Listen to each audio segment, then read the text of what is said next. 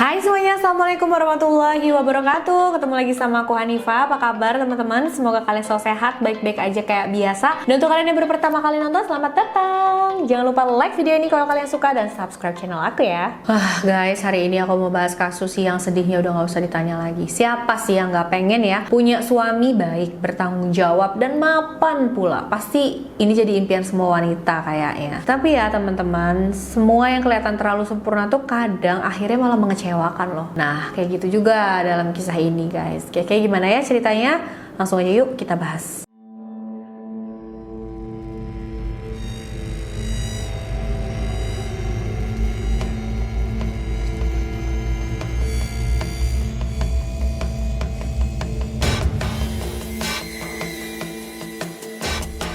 Cerita kali ini dialami oleh seorang wanita asal Inggris berumur 46 tahun yang bernama Colleen Greenwood. Kejadiannya berawal pada bulan September 2014.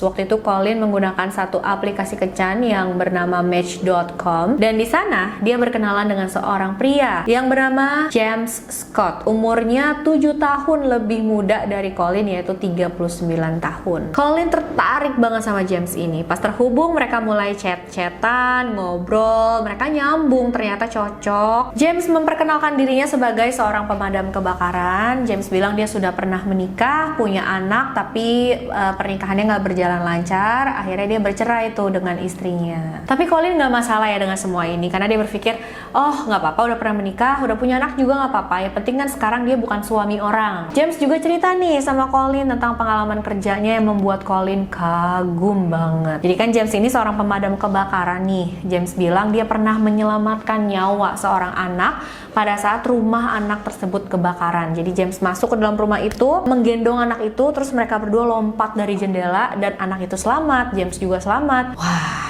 bener-bener kayak pahlawan banget kan James ini. Gimana Colleen nggak kagum ya dengar ceritanya? Pas dengar cerita itu Colleen langsung kelepek-kelepek ya, langsung melted dia sama James. Udah gitu menurut Colleen James ini ganteng, gagah, lebih muda dari dia juga, orangnya baik, sopan. Ya pokoknya idaman Colleen banget lah. Semakin lama hubungan mereka semakin akrab, yang tadinya cuma online aja sampai akhirnya mereka ketemu secara langsung berkali-kali dan akhirnya mereka pacaran tuh. Colleen juga kenalin James ke beberapa saudaranya, dan akhirnya James ini deket banget sama salah satu kakaknya Colleen yang bernama Karen. James banyak cerita tentang kehidupannya ke Colleen dan Karen. James bilang dia berasal dari Perancis, dia lahir dari keluarga yang lumayan berada, ibunya adalah seorang agen olahraga sukses di Perancis, dan James juga katanya punya banyak uang di rekening tabungannya. Colleen makin kagum sama James, dia merasa beruntung banget dipertemukan dengan seorang pria semacam James ini ya, udah baik, mapan, terus jiwa pahlawannya juga tinggi. Waduh, udah sempurna banget nggak sih teman-teman? Dalam pikiran Colleen, James buat orang lain aja rela mengorbankan nyawanya, apalagi untuk wanita yang dia cintai kan? Dan satu lagi yang bikin Colleen juga kagum, walaupun James berasal dari keluarga yang berada, tapi itu nggak bikin dia males dan manja, karena James ini tetap rajin banget bekerja, gigih banget gitu guys. Colleen merasa kalau dia sampai beneran menikah dengan James, pasti masa depannya cerah banget, hidupnya akan terjamin dan bahagia gitu guys. Akhirnya yang dinanti-nanti oleh Colleen datang juga. Gak lama setelah mereka pacaran, James melamar Colleen, dan pastinya ya Colleen mau ya, dia terima. Tapi setelah bertunangan, James tuh bilang sama Colleen ada beberapa syarat atau keinginan lah dia ya sebelum mereka menikah. Jadi James bilang gini, Colleen, kamu tahu kan aku sebelumnya sudah pernah menikah, pernikahan aku gagal, aku juga sudah punya anak. Jadi kalau misalkan nanti kita menikah, kita fokus dengan hubungan kita aja ya. Aku nggak mau punya anak lagi, kata James gitu. Dan Colleen lagi-lagi menerima keputusan James ini, dia nggak masalah. Setahun kemudian, tepatnya di tahun 2015, ada satu kabar mengejutkan. Colleen hamil. Kaget banget dong dia, kok aku hamil? Karena dia tahu James nggak mau punya anak lagi. Jadi dengan deg-degan dia kabarin tentang hal ini ke James, dan seperti yang udah bisa dia tebak, James kaget banget dengar itu. Sayangnya bayi itu nggak selamat ya guys. Setelah kehamilan Colin itu, akhirnya James memutuskan untuk melakukan vasektomi atau bisa dibilang kontrasepsi untuk pria. Menurut infonya sih ya guys, persentase keberhasilan untuk metode vasektomi ini ya 99% akurat mencegah kehamilan. Setelah melakukan prosedur itu, James sampai memperlihatkan dokumen yang membuktikan kalau memang benar dia sudah melakukan itu ke Colin. Nih Colin, lihat aku benar udah ngelakuin itu ya gitu. Bahkan James juga sampai ngeliatin bagian pribadinya yang sedang masih diperban. Jadi ya nggak ada alasan ya untuk Colin nggak percaya. Tapi anehnya 2 bulan kemudian Colin malah hamil lagi guys. Wah kaget banget ya mereka berdua, apalagi Colin. Dan James juga kayak kaget banget gitu, dia bilang loh kok bisa ya, padahal aku sudah melakukan hal itu, aku juga udah kasih buktinya kan ke kamu. Saat itu Colin ngerasa bersalah, dia ngerasa udah menghancurkan impian dan cita-cita mereka berdua ke depannya, semuanya kayak udah berantakan gitu. Tapi untungnya James menerima semua itu guys. Dia bilang ya udah nggak apa-apa, kita terima aja ya, mungkin anak ini memang dihadirkan untuk kita bersama. Colin udah sedikit tenang dong saat itu, kayak langsung ngerasa aduh baik banget sih James, padahal kan dia udah jelas-jelas bilang nggak mau punya anak, tapi aku kayak udah mengecewakan dia nih. Colin sampai bilang sama James, James kita akan terus bersama kan, kamu nggak akan ninggalin aku kan, kita akan tetap menikah dan membesarkan anak ini bareng-bareng kan. Dan James jawab, iya tenang aja, aku gak bakal ninggalin kamu, aku pasti ada terus untuk kamu dan anak kita ini nanti. Aku akan tepatin janji aku ke kamu, kita akan tetap menikah. Wah, Colin bahagia banget dong denger ini ya. James nggak berubah, tetap cinta, sayang, dan nggak meninggalkan dia walaupun keadaan nggak berjalan sesuai rencana dan harapan mereka. Kehamilan Colin terus berjalan, tapi sayangnya ada kabar buruk nih teman-teman. Pada bulan Februari 2016, Colin mengalami masalah yang lumayan parah di kehamilannya sampai dia harus melahirkan anaknya prematur. Saat itu kehamilannya baru berusia 23 minggu dan hal ini hampir aja membuat Colin nggak selamat guys. Tapi alhamdulillah semua berjalan lancar dan Colin berhasil selamat, anaknya juga berhasil selamat. Dia punya anak laki-laki yang diberi nama Charlie. Setelah Colin melahirkan, kakak Colin yang bernama Karen tadi nanya kan sama James, James kamu jadi nggak nikahin adik aku? Dan James bilang ya jadi dong, jadi kak aku rencananya nikah Desember 2016 ini. Sebelum melangsungkan pernikahan, James bilang sama Colin dan Karen kalau dia tuh pengen mempersiapkan segala sesuatunya dengan baik, sebaik mungkin, sesempurna mungkin untuk Charlie nantinya. Setelah menikah nanti, James bilang dia mau menyiapkan tiket pesawat untuk bulan madu ke Las Vegas bersama Colin. James bilang dia mau berhenti bekerja sebagai pemadam kebakaran dan dia akan beralih menjadi pengusaha properti kelas atas guys. Pada bulan Maret 2016, James bilang dia berencana untuk membeli properti di Newcastle yang akan diberi nama Scotts. James cerita ke Karen dan Colin kalau ibunya itu mentransfer uang sebesar 2 juta pound sterling ke rekeningnya, dan bukti transferan dari ibunya itu juga diliatin ya sama James ke Colin, ke Karen, nih ibu aku udah transfer nih 2 juta pounds gitu. James juga menunjukkan email antara dia dan manajer bisnis ibunya, jadi kayaknya memang James ini mau memulai bisnis yang luar biasa bagus gitu guys, yang menjanjikan. Dan akhirnya James ngajak Karen dan Colin untuk gabung gitu sama dia di bisnis propertinya itu. James bilang gini, kalau usahaku berhasil kalian bisa tenang, biar aku aja yang kerja dan menanggung biaya hidup kalian. Wah, saat itu ya Colin dan Karen merasa bahagia dan penuh dengan harapan guys. Mereka memang udah percaya banget nih sama James. Pada bulan Agustus 2016, James mengusulkan satu usaha baru lagi nih ke Colin dan Karen. James bilang, yuk kita mendirikan perusahaan properti, kita jalankan bisnisnya bertiga. Karena memang udah percaya banget sama James, akhirnya setujulah Colin dan Karen guys. Karen berinvestasi ke usaha properti tersebut sebesar 58.000 pound sterling. Rupiahnya itu sekitar 1 miliaran gitu deh guys. Lumayan gede ya. Kenapa? Karen sampai percaya banget mau menginvestasikan uangnya sebanyak itu ke usaha propertinya James. Karena ternyata James itu sudah menjalankan usahanya.